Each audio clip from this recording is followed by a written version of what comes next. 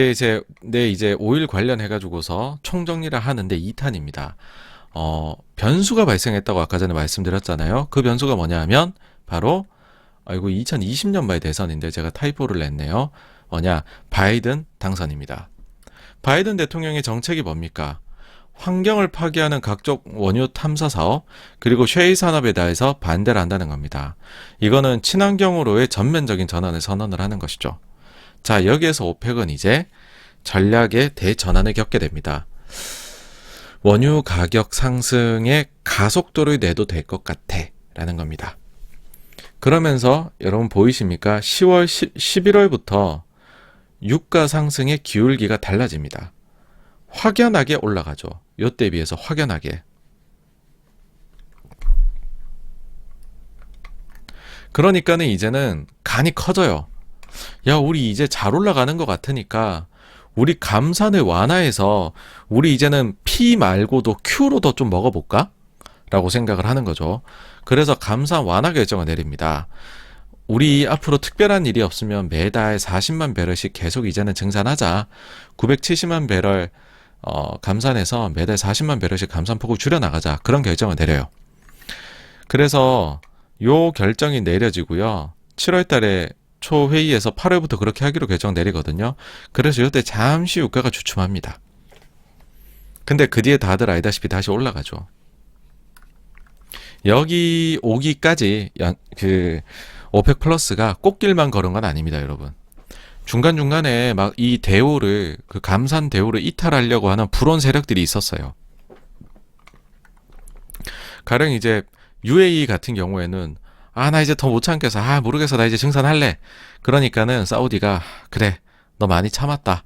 너 하고 싶은 만큼 증산해. 대신에 네가 증산하는 만큼 내가 포기할게.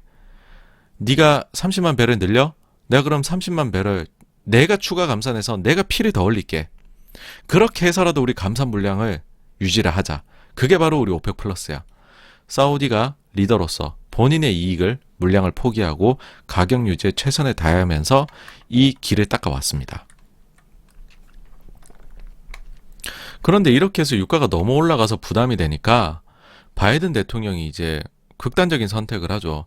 전략적 비축률을 풀어서 그래서 우리 지금 소비자 물가 너무 올라가고 있는데 그 주요 요인이 보니까 유가가 올라가는 거더만 유가 잡자, 때려잡자 하는 겁니다. 그러면서 당시 이제 화상회의 했던 중국하고도 의견을 이제 일치를 시켜갖고서 중국도 동참합니다, 여기에. 그때가 이때입니다. 10월 달에 유가가 다시 내려오죠. 80불 넘었던 게 60불대로 내려옵니다. 하지만은 다시금 오뚜기처럼 쫙 회복을 불과 한 2달 만에 해버려요. 그러고서 미국이 비축률을 풀기 전보다 더 높아져 버립니다. 다시 한번 말씀드리지만요. 11월 달에 바이든 대통령이 당선된 이후로 유가 상승폭은 급등을 탑니다. 그러다가 7월 달에 8월부터 감산폭을 줄이기로 결정하면서 70불 넘었던 게 60불대로 내려왔다가 다시금 수요가 예상보다 더 강하네 하면서 올라가요. 너무 올랐다 생각한 바이든이 이제 때려버리죠. 그 비축률 푼다고 60불대 내려왔다가 수요 좋은데 생산 안 좋네 하면서 다시 80불을 벗겨버립니다. 근데 이제 오펙도 미국의 눈치를 볼 수밖에 없어요. 왜냐하면 오펙의 리더인 사우디가 미국의 맹방이다 보니까는 눈치를 볼 수밖에 없어요. 그러니까 이게 본다는 게 뭐냐 하면은 오미크론이 굉장히 확장세를 펼치고 있던 작년 12월 달에 오펙 플러스가 이제 원래 회의를 하면서 사실 이때 보면은 증산이 중단이 될 수도 있던 시기였습니다. 왜냐하면은 오미크론이 갑자기 확 이때는 난리가 나면서 이때만 해도 오미크론이 막 대단할 줄 알았잖아요. 그러면 수요가 급감할 수도 다시 있으니까. 그러면 오펙이 증산하기로 한 계획 40만 배럴 멈춰야 될 수도 있는 거잖아요. 근데 증산한다고 얘기해요. 우리 40만 더 늘릴게. 근데 언제든지 그걸 결정을 뒤집을 수 있어라는 솔로몬의 대책을 내놓습니다. 회의가 끝났는데 상시 회의 중이라고 회의의 그 상태창을 바꿔버려요. 그래서 언제든지 오미크론이 더 심각해지면은 다시금 증산을 중단할 수 있어 라고 이야기를 하는 식으로 해서 미국도 만족시키고 오펙 플러스도 만족시키는 솔로몬의 대책을 내놓습니다. 어쨌든 이때 하여튼 증상 계속 한다는 뜻이에요. 그래서.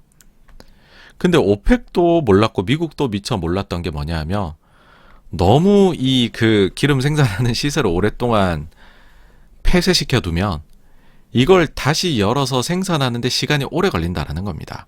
그러니까 생산 차질이 있다는 거죠. 지금 오펙 플러스의 감산 이행률은 계속해서 100%를 넘어서고 있습니다. 그러니까 지금 700만 배럴 감산만 하면 돼요. 근데 감산이 700만 배럴 이상으로 하고 있다는 거예요. 물량이 안 나와요. 증산하자 그러는데 물량이 안 나와요, 지금. 근데 그런 상황에서 수요는 다시 코로나 이전 수준을 회복하고 있다는 거죠. 최근에 미국 에너지정보청에서 발표한 올해 그 기름 예상 소비량은 글로벌이 1억 52만 배럴입니다. 2019년보다 많다라는 뜻이죠. 그러니까 이제 완전히 정상화된다는 겁니다.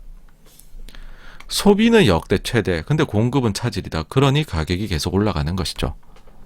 그러다 보니까는 이제 회사 몇몇 레포트에서는 연초에 3분기면 브렌트 100달러 간다. 이런 레포트가 나왔습니다. 그런데 여기에서 원유 시장을 더욱 자극시키는 일이 벌어졌으니 바로 지정학적 위기입니다. 요 얘기는 또 잠시 후에 하겠습니다.